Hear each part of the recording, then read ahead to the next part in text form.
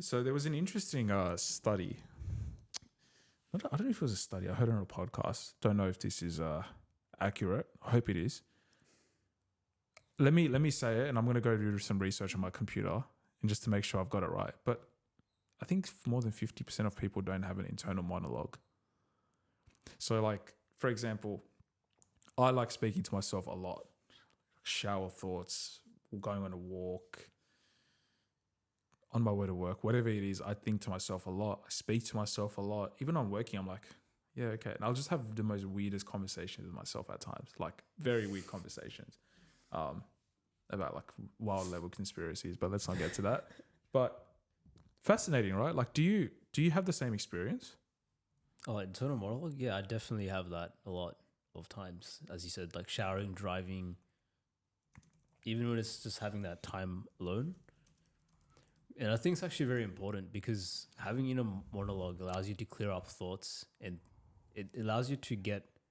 You looked a bit shocked. What happened there? 30 to 50%. Oh, wow. It's a lot, actually. And I think it's just important having internal monologue because it gives you the time to reflect on your thoughts, on ideas, and also confront things that like about traumatic experiences or negative experiences that you may even have. Because if you don't give yourself the time to do that, it ends up manifesting in ways you wouldn't have ever imagined. And it actually ends up leading you to a much worse path later down the line. You manifest these types of things in different forms, like traumas, especially. If you just ignore it and just run blindly in life, you're just waiting until something like really, until a cliff, you just fall off a cliff because you're just going in blind in your. And why do you think that is the case that we don't have a lot of internal monologue? Well, it's not really that common given it's 30 to 50% don't. Okay, let's look at what an inner monologue is first as well. Just want to distinguish that sometimes an internal monologue can be negative as well, like that negative self-talk, not negative feelings, negative self-talk. So if you have a voice in your head saying you're not worth it, you should go end yourself or whatever, that's go get help. That's very different to what an inner monologue is.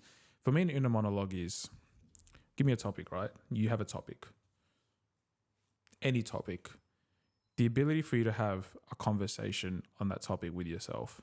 And so for me, like if I also think from a work perspective, you get given something like a task, whatever it is. You start thinking about that task. Then you start having a conversation to yourself about what that task looks like. That's how I do it, at least. Now, I don't actually know exactly why people don't have an internal monologue or people don't have conversations with themselves. Like, could I give a scientific reasoning as to why? Probably, like I can't. I just think that baffles me because I'm someone that self-reflects.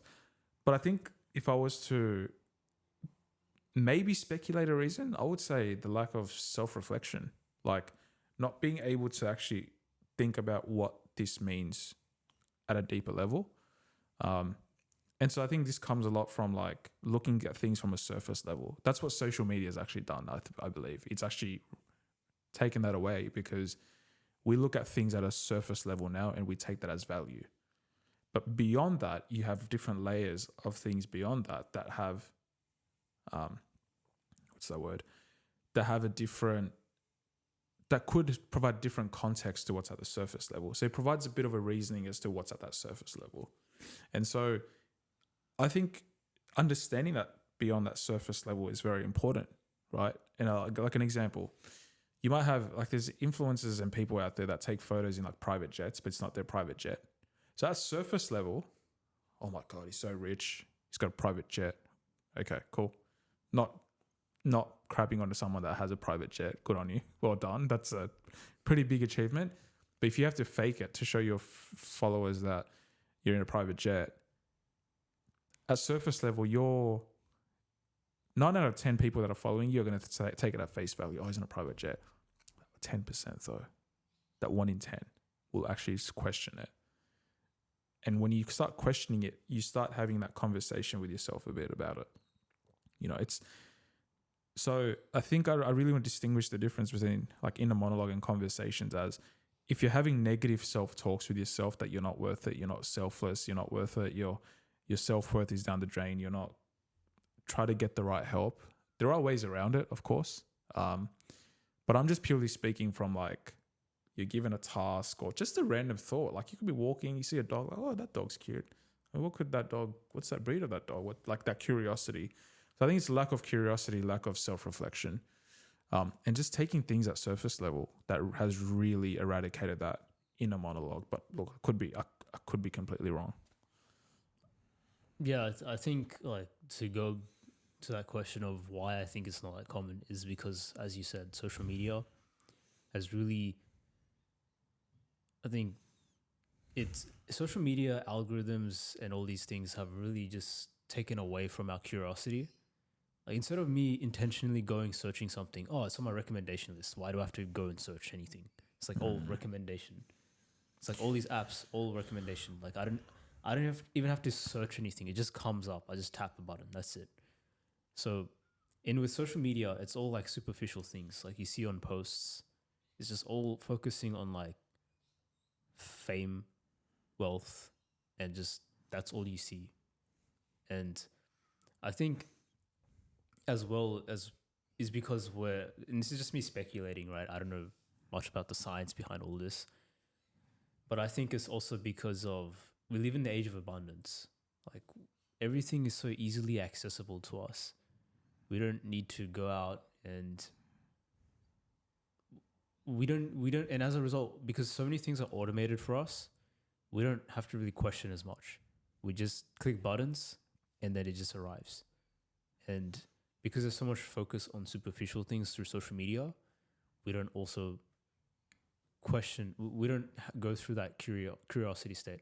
And because life is so, these days, we're just thinking about fast. How can I get things done quickly and fast and just we don't give ourselves the time to even stay bored. And how this sounds really weird. Why is boredom important? Because in that state, you basically you basically are now forced to be in a state of silence, and then you get all these thoughts that are going to confront you, and you have to now address these thoughts that are confronting you. But people don't give themselves the time throughout the day or even the week to just sit there and just process what they're thinking about, because they're always on their phone, they're always going out, they're always doing something to keep themselves busy and think that they're productive, Distracted. but they're distracted. Yeah. And that thought that you're not addressing, which has been lingering in your mind for months or years, is going to manifest in a lot of it's going to lead to a lot of negative outcomes.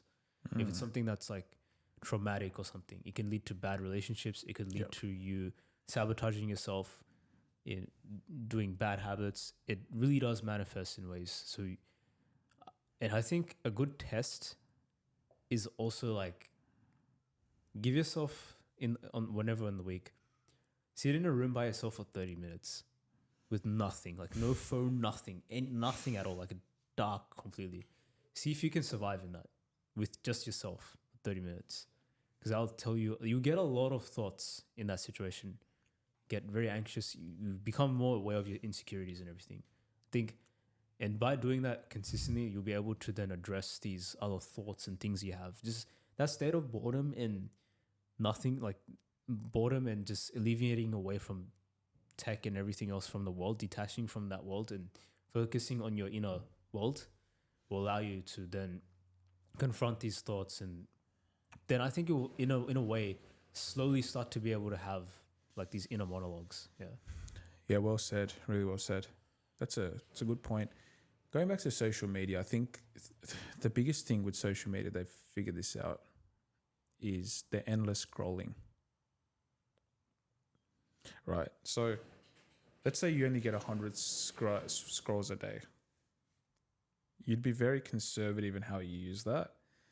You'd be very limited. You'd know how to use it. You wouldn't be. But social media companies aren't about limiting the use. They want you to use it. You know, they want you that 7-8 hours on their app so they can run ads, money, right? Whatever. So if you look at where that changed, it's endless scrolling, man. Like Instagram, TikTok, Facebook. Have you thought about that? Like there's no end to the scrolling. Like there's something that just pops up every minute, like something new. Yeah, and it's also variable as well, as in like a casino. Yeah. You use it like you don't know what you're gonna get on your newsfeed, and that's what keeps you on it for longer. And I'm not. I think I want to also mention I'm not trying to demonize social media platforms, right? Not at all. I think whatever they did and they have done, it's obviously very effective. It's And, worked. Yeah, it's working.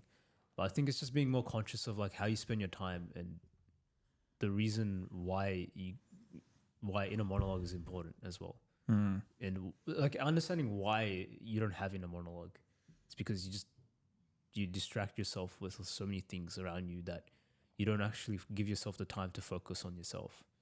But yeah, I think like with the invariable rewards, the endless scrolling, the autoplay, all these tiny little psychological UI strategies to keep you on it longer it's really, I think, diminished curiosity and things in people. Yeah.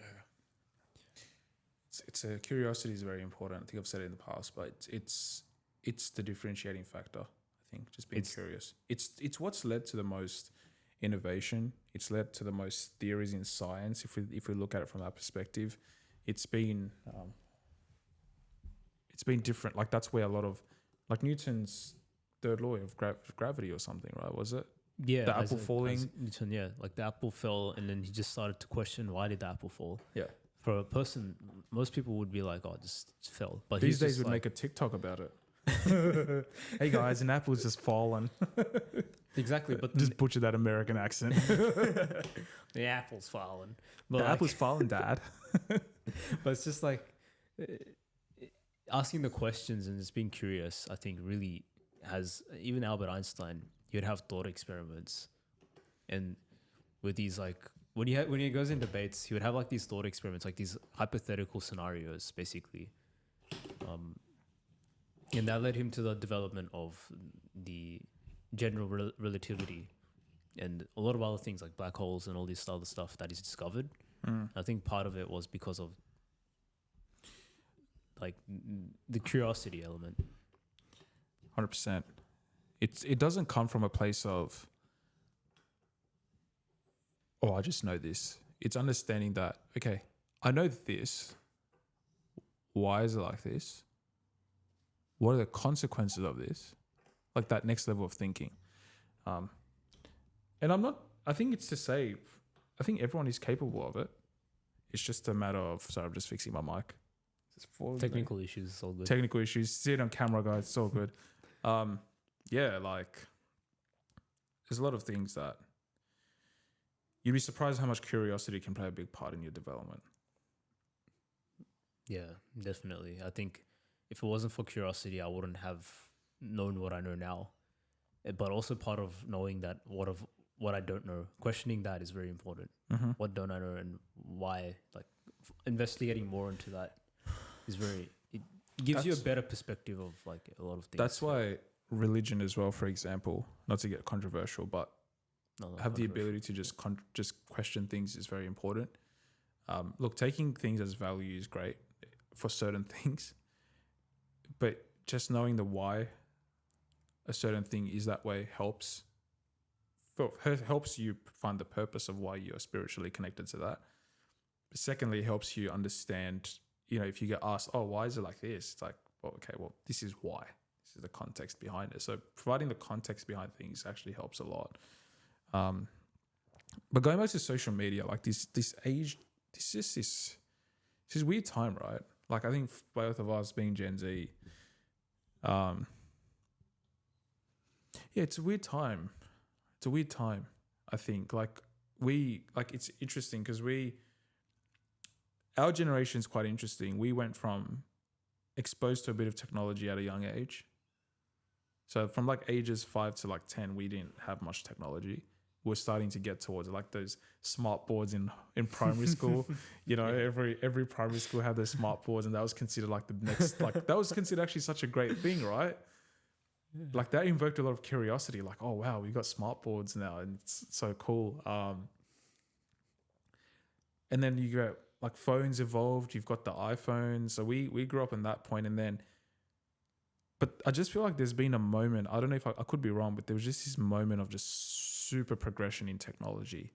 Still is actually. Yeah, but social media, like let's look at social media. Like social media just progressed insanely. The way it's used, the way, like, it's interesting, right? Like, what are your thoughts on that? Like, No, yeah, definitely. I think during the 1990s to like 2010, there's huge, insane development for like how web is used. We had Web 1.0, which was basically only people can. I think it's just like people can just write and read. That was it. Like only a single person who's building the website can write, and other people can just read. They can't comment. Web 2.0 is where social media came, which is like your MySpace, all those stuff back then, and that evolved to like Facebook, and all these other apps that we use, Instagram and everything, where people can now comment, they can read and write. So it's like content creation has changed, transformed as well, and we're still seeing it now that it's changing to now Web 3.0, which is using other types of technology like AI, blockchain, and all these other things. So yeah, it's quite crazy how content, how it's absorbed, how it's created, and how everything's, how the internet is now is transformed and progressed rapidly. And I think that's, as you said, like it's really psychologically changed us in ways. it has. And mentally, and how we interact, and how the inner monologue thing. Yeah. How it's not as much nowadays, or it's not as common probably because of as the reasons that we stated, which was people don't give themselves enough time because you're living in the age of abundance. It's all about speed, how you get things done really quickly, and just I feel like there was, and everything's done really quick. Everything's very fast. Like if you want to get to A to B, just order an Uber. If you want to get food, just to get it delivered. If you want to fly, like it's all quick. Whereas before, you had moments of slow times. You had to catch a train. You couldn't manually, like, you couldn't just get an app and just install it and just call someone and it comes to you directly. You had to go out there. You had to read a map to navigate around places. Yeah, I remember those days. My dad would use a map. Like C4, this road. It's and like, wow. It's a huge book. It's like 10,000s of pages. I'm like, how does he remember where what is? Yeah. So it's like, now we've got GPS, Apple GPS. CarPlay, It's all instant. Waze telling us where the cops are. Exactly. It's like you have all these apps for all these little use cases. But before you just didn't, and you had even like dating, like it's just all apps, not even just DM. Before you had to actually go out. No, you had to do way more. You had to be with a group of friends that were good looking. Yeah. You had to go to a bar. You had to also have some, I don't know, you had to have some sort of status, right? Yeah. And then you would ask a girl out, like whoever was to your liking. Like you had to really put yourself out there. Yeah. And now you can hide behind an app. You can use AI to enhance you. You don't have to even be at places. You can just really get your face and just crop it to like somewhere in like Dubai or whatever. Yeah. And it's just very superficial. Yeah, that's the thing. It's very superficial. Whereas before, you had to have quality and traits. It was a very status-driven society back then. Now it's not as much. But do you think so? I still think there is status. It is quite status-driven. I think there is, but the way it is now is a lot less than before. Like I was going to say, like 100 years ago, to buy a car, you had to be of some status. Right. You couldn't just buy a car even if you had money. Obviously, money could introduce you to things, but you had to have some sort of status to access facilities. But now it's like anyone can buy a car if they can afford it. You don't have to be a certain, and even technology, like everyone is accessible to this as long as you can afford it. But what were you I think I was going to say to that, there's people that fake their status. Yeah, that's become an issue. Yeah. It's they've become someone they're really not. So again, it becomes very superficial. And why do you think people do that? Like usually people will go out of their way to really fake. We're having some technical issues. I mean, let's look at it. I'm going to still speak and try to fix this. This is authenticity right now. Yeah, I know. You're seeing the. Look, I think. Sorry, what was the question? Can you repeat the question? I was saying, like, why do you think people will go out of their way so much to the point that they will fabricate themselves? Society's demands. society putting importance on those pieces a lot more. I mean, I think people comparing themselves a lot to not the right people. So they see something on social media or whatever. They say, oh, well, this guy or this girl, she's got status, she's getting this, she's getting all of that. But when that status is faked on their end, they don't understand that. So then it becomes a cycle of, okay, I need to fake this to get this outcome. So they're just more like the materialistic outcomes is the main driver to faking that status. Right. But you get caught out on that because someone that's got very high status will not fake it, but you won't be able to tell that they're very high status either. They have no reason to yell about it, I feel. No, that's true. I think that also gave me a lot of another train of thought as well. I think part of it is also like the it's like a lot of things. I think one of it is like intention. The people that usually will fake themselves is because they're driven by like the materialistic things. They don't even question why they're doing it, right? They just, oh, I just want it because they want it, because this is how, because I'll get a certain type of name, or like people will perceive me a certain way. And then, and again, like, because they don't have inner monologue, they don't go through the process of why they're doing things. And it becomes it's more influenced by people. And you're actually giving away your superpower, because then you're letting people dictate how you should live your life and how you should be. Whereas, and you're influenced by people, basically. And that doesn't lead to a fulfilling life. But I think and because it's like your intention isn't pure at the beginning, because you want it for the sake of getting money, for the sake of being someone who's of superior status, then all your actions and behaviors aren't going to be like pure, because your intention is just selfishness. Like, I want all the attention for myself for a reason. Don't know. But, and then they get into this short-term gratification thinking. Like, okay, because I want this all for myself, I'm willing to cheat, I'm willing to lie, I'm willing to be deceitful, I'm willing to do all these horrible behaviors and actions in order for me to get there. So I think part of it is like they didn't have the inner monologue of why they're doing things and questioning anything. And they're just doing it because what monkey see, monkey do. Basically, they're doing it because like they're doing it because like that's what they see, and they just think like people will perceive them a certain way. This is selfish intentions, basically, yep. And then that ends up. Then the outcome becomes really like you might get there at the end, which most of them probably do. Some of them do, but if you were to really lose everything at that moment, you would not be actually proud of the person you've become. Or like you wouldn't be content with the way you are, because it was all fake. It's all. And also, like, you don't learn the right skills and stuff on the way as well. So I've heard Chris Williamson speak about this, his friend Alex Hormozy. Have you heard of? I'm sure you've heard of Alex. Yeah, everyone's heard of him. I think he built a business, went really well. He was with a business partner. Put 5 years of intense work, made so much money on it. His business partner moves overseas, takes everything from the business, and goes away with his girlfriend, or something along those lines. I could be wrong. I'll be quoting and misquoting it. Something along those lines. So he's back to that 5 years of work. He's had to then go and start back to the same point of where he started. But because he's learned all those skills in those 5 years and the mentality, he made more money in a year than he did in 5 years. Wow. I hope that's correct. If you're listening to this, please correct me. But I think that from what I've heard, that is the case. But yeah, he made more money in a year than he ever did in 5 years. That's amazing. Incredible.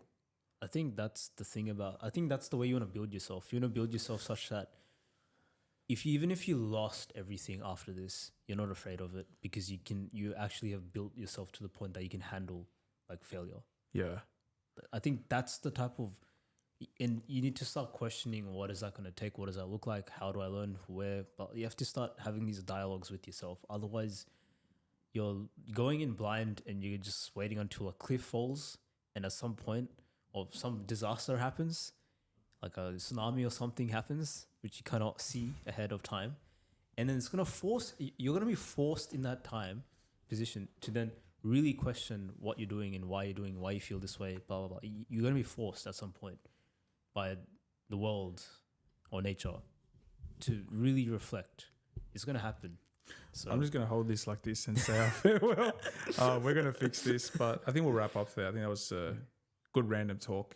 yeah, I it's really, random. that's the beauty of it, right? Just speak your mind. It's what we're all about. Mine's unleashed. It's what we are. Thanks, Wasif. Thanks, Shiv. Thanks everyone for tuning in this random talk. Thank you.